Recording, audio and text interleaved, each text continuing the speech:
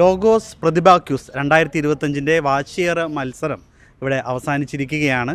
ഈ ഒരു മത്സരത്തിൻ്റെ അവസാനം 3-ാം സ്ഥാനത്ത് എത്തിയിരിക്കുന്നത് നമ്മുടെ എ ഗ്രൂപ്പിൽ നിന്നുള്ള ജോഹാൻ എൻ ബിനോയാണ്. ജോഹാൻ എങ്ങനെയായിരുന്നു ഈ ഒരു മത്സരം? ആദ്യമായിട്ടല്ലേ ഈ ഒരു പ്രതിഭാ മത്സരത്തിലേക്ക് എത്തുന്നത്? എങ്ങനെയായിരുന്നു? അത് കുഴപ്പമില്ലായിരുന്നു. പിന്നെ ചില ചോദ്യങ്ങളൊക്കെ നല്ല ഇത്തിരി ടഫുള്ളതുണ്ടായിരുന്നു. പിന്നെ ദൈവത്തിൻ്റെ കൃപ കൊണ്ട് കിട്ടിയത്. 3-ാം സ്ഥാനം കിട്ടിയിട്ടുണ്ട്. അതാണ്, അതായത് 6 പേര്, അതായത് ABCDEF ഇങ്ങനെ പ്രായ വ്യത്യാസത്തിൽ എഫ് ഗ്രൂപ്പ് വരെ 6 വ്യത്യസ്ത ഗ്രൂപ്പുകളിൽ മത്സരിച്ചിട്ടാണ് ഏറ്റവും താഴെ നിലത്തുനിന്ന് 3-ാം സ്ഥാനം എത്തിയത്. നമുക്ക് അറിയാം, കഴിഞ്ഞ വർഷം എ ഗ്രൂപ്പിൽ നിന്ന് തന്നെയായിരുന്നു 1-ാം സ്ഥാനം കരസ്ഥമാക്കിയത്. പക്ഷേ ഒരു 3-4ാമത്തെ റൗണ്ട് വരെയൊക്കെ അല്ലേ ഒരു പക്ഷേ 1-ാം സ്ഥാനത്തിലേക്കൊക്കെ എത്താം എന്ന് പലപ്പോഴും പലരും ചിന്തിച്ചു പോയ രീതിയിലേക്കൊക്കെ മാർക്കുണ്ടായിരുന്നു അല്ലേ? പിന്നെന്ത് പറ്റി? പിന്നെ ലാസ്റ്റ് ഉണ്ടായിരുന്ന ആ ബസർ റൗണ്ടിലൊക്കെ ആയപ്പോഴേക്കും സ്പീഡ് വേണമല്ലോ, ആ സ്പീഡ് എനിക്ക് അത്ര കിട്ടിയില്ല. പിന്നെ എൻ്റെ അപ്പുറത്തുള്ള ഒരു ചേച്ചിക്ക് നല്ല സ്പീഡ് ഉണ്ടായിരുന്നു. അപ്പോൾ പെട്ടെന്ന് ബസർ എടുത്തിട്ട് അപ്പുറത്തുള്ള ചേച്ചിക്ക് നല്ല സ്പീഡ് ഉണ്ടായിരുന്നു. അതിന് മുമ്പത്തെ റൗണ്ടിലും ഒന്നും സ്കോർ ചെയ്യാൻ സാധിച്ചില്ല അല്ലേ? അതിന് മുമ്പത്തെ റൗണ്ടിലൊന്നും സ്കോർ ചെയ്യാൻ ചാൻസ് ഇല്ല. ജോന് ബസർ റൗണ്ട് ഒഴികെ ബാക്കി എല്ലാ റൗണ്ടിലും നല്ലൊരു സ്കോർ ചെയ്ത് പോയായിരുന്നു അല്ലേ? ആദ്യം ആദ്യം എന്ത് പറ്റി? പേടിച്ചു പോയതാണോ? ആദ്യം പേടിച്ചതല്ല, ക്വസ്റ്റ്യൻ നേരെ ഞാൻ കണ്ടിരുന്നത് മറക്കപ്പെട്ടിരുന്നു എന്നായിരുന്നു.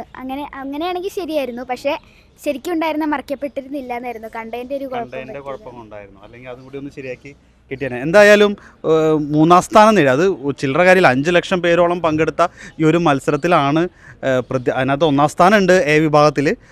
അതിൽ പ്രതിഭ വന്നപ്പോൾ 3-ാം സ്ഥാനം കിട്ടിയിരിക്കുന്നു. എന്താ തോന്നുന്നു ഈ സമയം?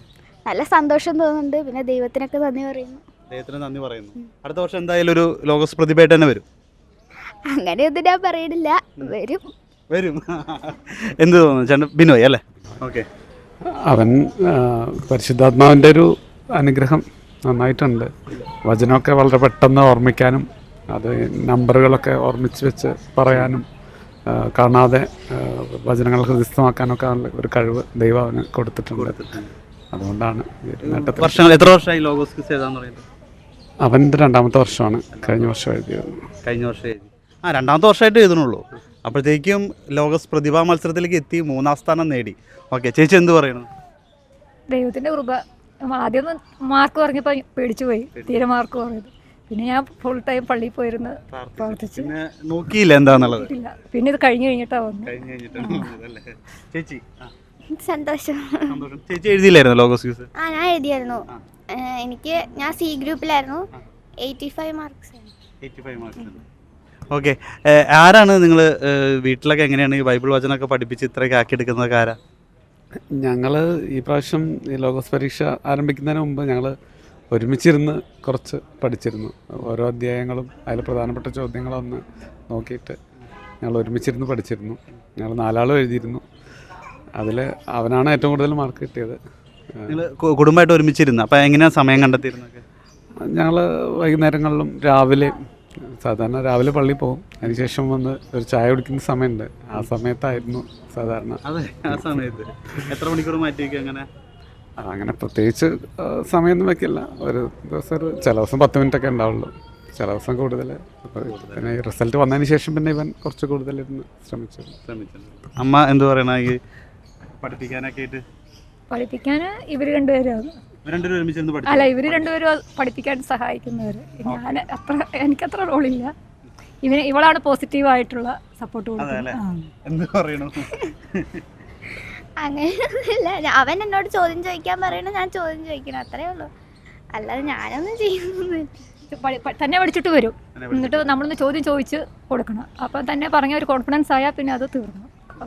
നമ്മൾ ചോദ്യം ചോദിച്ചു കൊടുത്താൽ മതി. എന്തോരം നേരം മാറ്റി വെച്ചിട്ടുണ്ട് ഇതിനു വേണ്ടി?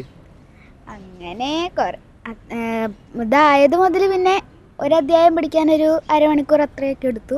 അത് കഴിഞ്ഞിട്ട് അങ്ങനെ കുറേ അധ്യായങ്ങൾ ഇങ്ങനെ പഠിച്ചു. ചില അധ്യായങ്ങൾ നല്ല വലുതായതുകൊണ്ട് കുറേ സമയം എടുത്തിരുന്നു. എന്തിനാണ് ഇങ്ങനെ വചനം പഠിക്കണം എന്നുള്ളൊരു ആഗ്രഹം എന്താ മനസ്സിൽ വന്നത്?